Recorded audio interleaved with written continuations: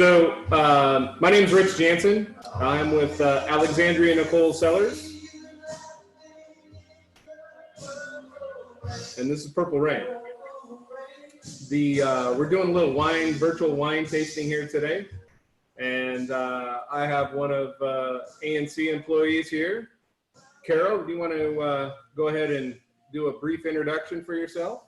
Sure. My name's Carol Osborne, and I've been with Alexandria Nicole Cellars since October last year. You might detect just a little bit of an accent because, yeah, I'm Scottish. Perfect.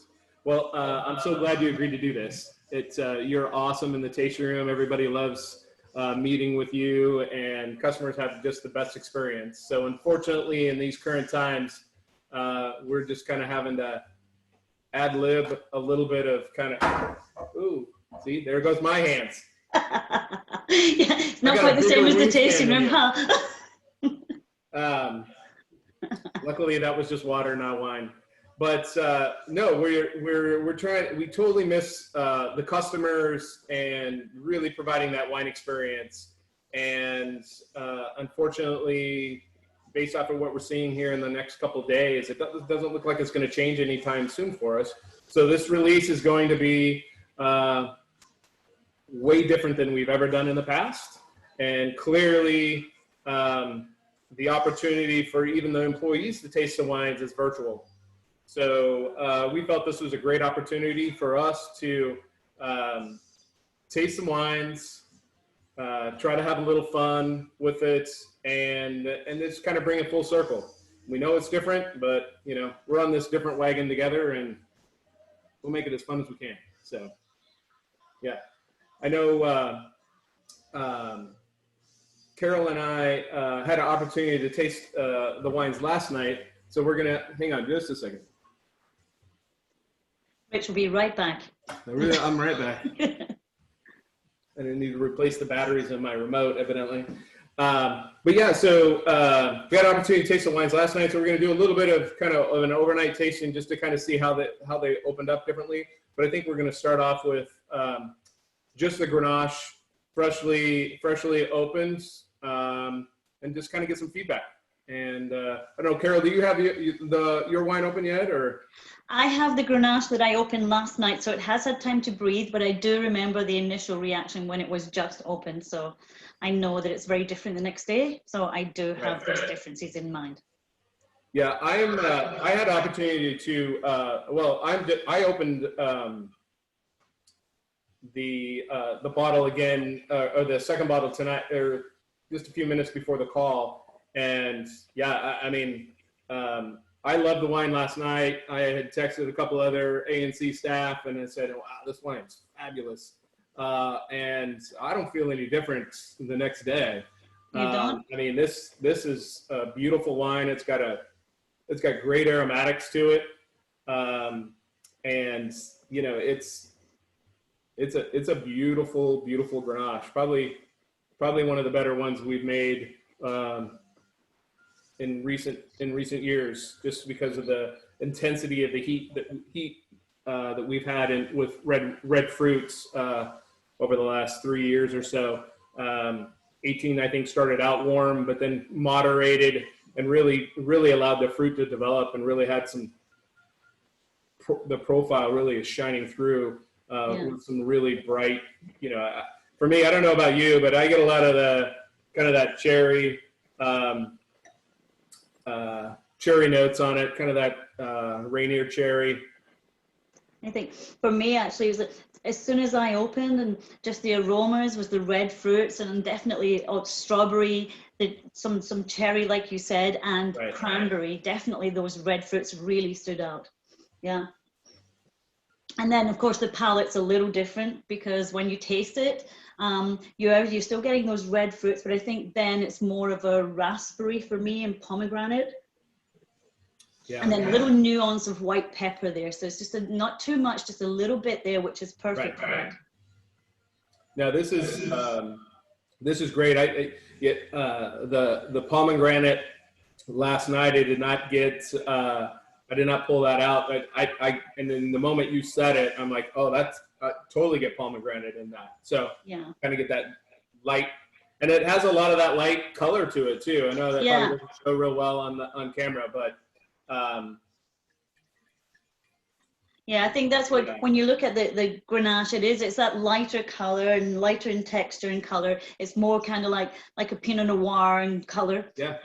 So it's more of a medium bodied wine. And that's why I love something like this for lunchtime, or, you know, these days we need wines, days of the week wine. This is Wednesday wine. Love it. Boy, I'm going to have to come to your house on Wednesdays, I'll tell you. Yep, sure. It's Well, really you nice. know, and I'm not, I mean, I like Pinot Noirs and whatnot, but, you know, that profile, I like a little bit more of that fruitiness associated to the Grenache presents versus a little bit more of that earthy overtones that a lot of the Pinot Noirs. Well, that's what I'm saying. The color, and it looks like that, but it doesn't taste that way. The fruit flavoring in this is so much more robust. Yeah, this is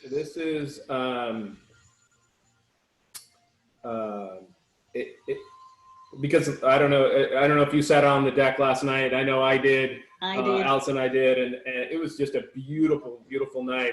So it reminds me of just how much I enjoy red wine during the summer, and finding a red wine like this and really kind of putting a, I don't know, 10 or 15-minute chill on it in the fridge and just drinking it slightly chilled, just because it's a light enough bodied wine that it's perfect, kind of, you know, a great summer red.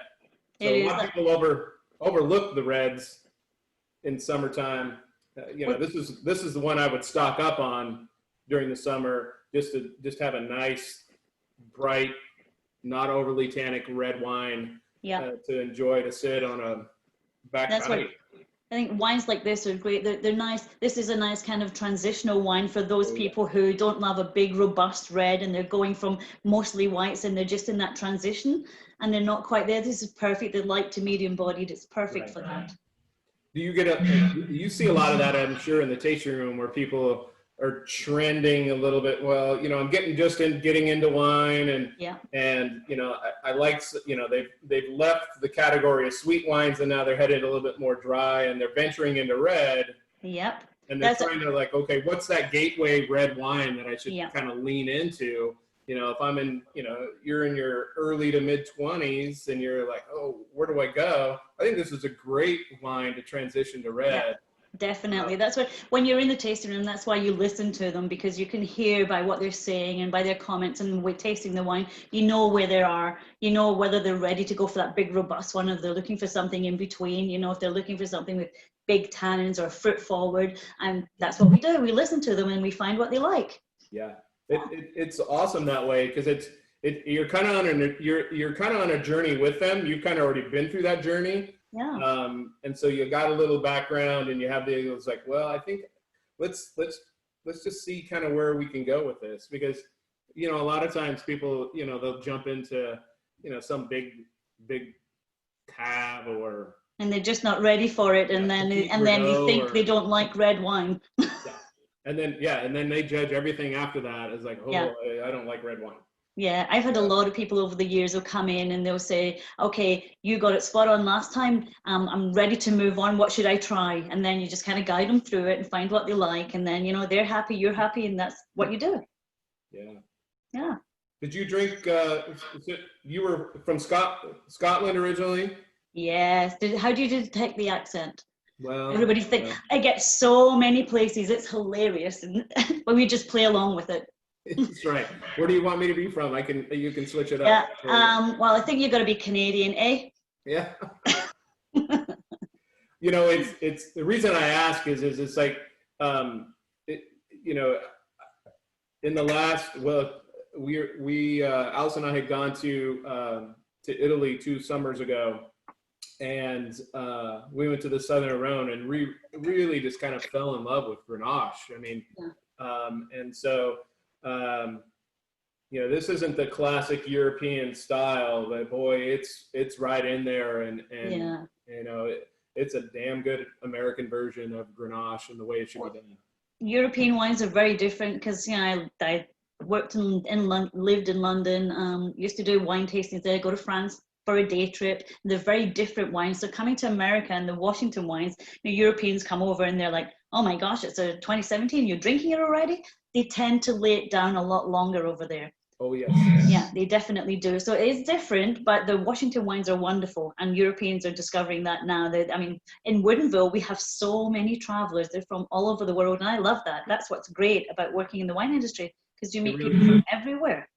It really is. I mean, today I took a call from Ohio, of all places, and they're asking about our wines, and clearly the guy knew his stuff about wine, and you're not throwing stones at Red Mountain, but he was asking about the Horse Heaven Hill wines, and he's had some, and he goes, I'm finding them more approachable a little earlier, and he lays everything. He said, I don't open anything before 7 years, so he's laying everything down. Yeah, it's just very different. It's just the culture's different. Yeah, and just saying that a lot of the red wine that he was opening out of Red Mountain needed probably another 5 years or so. And it's nice just to have that approachability, knowing that this thing, you can lay this down and it will change slightly, but this is a beautiful wine, very drinkable right now. Well, that's the thing about the wines here. They're drinkable now, but they will definitely last. I mean, especially the reds, I don't know, somewhere between 7 and 10 years, depending which reds they are. Yeah. And a lot of people, that's why they buy them in bulk. They like them now, but they know that they're going to drink some now and just sell some for later. Yeah, no, absolutely. And this is one that, it'll be hard to keep around, especially, we're all kind of cooped up in this COVID shelter place. So I know my wine depletion is pretty steady. So I think everyone is in the same scenario. So supplying wine is a good thing. Yes. So, and thankfully we have plenty of it for people. So it's super. So do you have any, did you find yourself with any interesting terminology changes from when you were doing profiling wines for your clients in Europe, and then when you came over here? And oh yeah, I mean, that was a long time ago. That was when I was very young, but yeah, it's very different there. It's a different clientele. They're used to different types of wine, and of course, because we're in London, you're getting them from all the different regions, coming in from Spain and from Italy and from Germany, and there's all these different wines in all these different regions. So I think in Washington, mostly we have Washington wines from different areas of Washington, but when you're in London, it's from all the European countries, so there's a lot more competition there. But for me personally, I mean, I used to go over to France for a day trip. I would get the hovercraft or the ferry across from Dover, and you go there during the day, and everyone does that when you live over there, and then you just drink wine all day, find what you like, bring cases back. It's great. That is awesome. Yeah. It's a little bit more than a day trip for us, unfortunately. Yeah, of course, yeah. Any name droppers? You got any names that you had the opportunity to meet? Not necessarily, but I mean, obviously Chateauneuf du Pape is one of my favorite drinks. So when I came to Alexander Nicole and we were using Cinsault and Counois, that really caught my attention, because those are two Southern Rhone varietal grapes that are used in Chateauneuf du Pape. Yeah, Chateauneuf, that was the area that we really loved when we were there in France a couple summers ago, and just an awesome region. Definitely a different terroir than the terroir of the Horse Heaven Hills, but but a lot of similarities as well. So it's it just plays out well. I can see just kind of some similarities. I mean, we're just a couple hundred years behind them, and well, of course, you went to Italy too, and the wines in Italy are wonderful. You go into the bars and restaurants, you get a carafe of their house wine. It costs virtually nothing, and it's wonderful wine. Oh yeah. Oh, absolutely. It's awesome. That's awesome. Any other favorite notes or critiques about the Grenache? The Grenache? Well, what about food pairing with this Grenache? Good point. Yeah, I mean, stews and goulash, but if you want to go for the British food, I would say shepherd's pie or bangers and mash are wonderful with this. Bangers and mash? Bangers and mash. It's basically sausages and mashed potato. Bangers. Yeah. Bangers. I knew that. I got a new English term now. I like it. You did, yes. I have to really enunciate so that people don't get the wrong idea, yeah? I'm sure, but I love the accent. It's awesome. Yeah, no, I think dish-wise, for me, what I would probably, what I would pair this probably with is like a margarita pizza, barbecued margarita pizza, Yeah. just like a homemade pizza, maybe even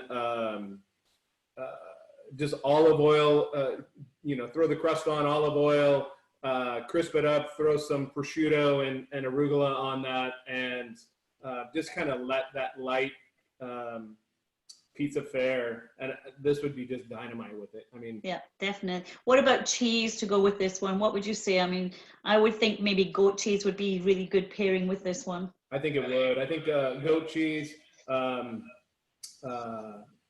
manchego probably would really go really well with this. I think blue cheese or something like that would probably overwhelm this wine. Yeah. But yeah, something in that, maybe even some certain bries, some of the triple creams would probably just do great with this. Nothing too robust, nothing too spicy. Yeah, exactly. Yeah, for sure. But yeah, overall, it's a really nice Grenache. And we forgot to mention it does have 2% Syrah in there. Yeah, 98% Grenache and 2% Syrah. That's my favorite varietal. So, yeah, there's always a little bit in there. And we grow plenty of that. So it's a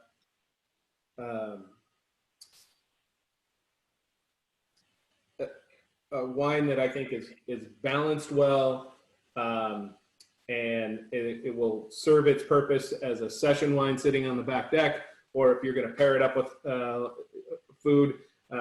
It is super versatile.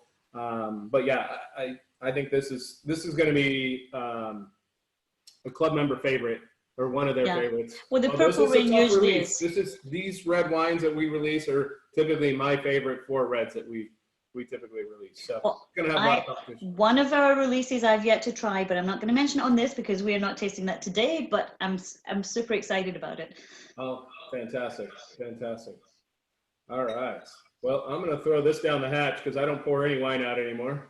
Yeah, me neither. And this is too good to pour away. It's really nice. And I tell you, when I first opened this, I thought the spices were a little bit up front there, but then after it was open for a while and it had time to breathe, and when on the palate, it was a little spicy in the beginning, but then it really smoothed out on this finish, and it had a nice lengthy finish.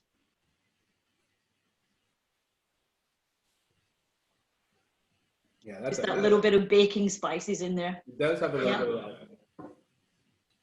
I'm actually going to sneak a little quick pour from the one that I opened last night, and just kind of see how.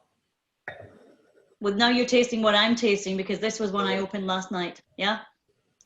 So you can see, I mean, the aroma is not, you don't get that, you know, the tannins are not quite as vibrant. It's not so spicy the next day, but when you open it up initially, you're going to get that until it has time to breathe.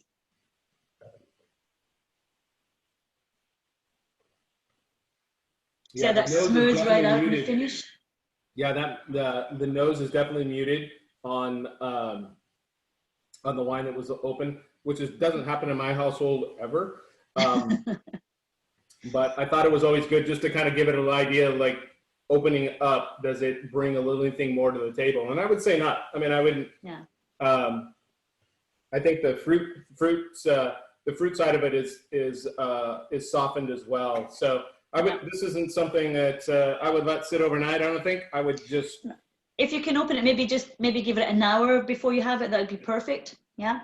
Yeah, agreed. It doesn't need to be overnighted, and it doesn't need to be decanted. Yeah, I don't think so either. It's definitely delicate, and yeah, pound it till it's gone. Okay.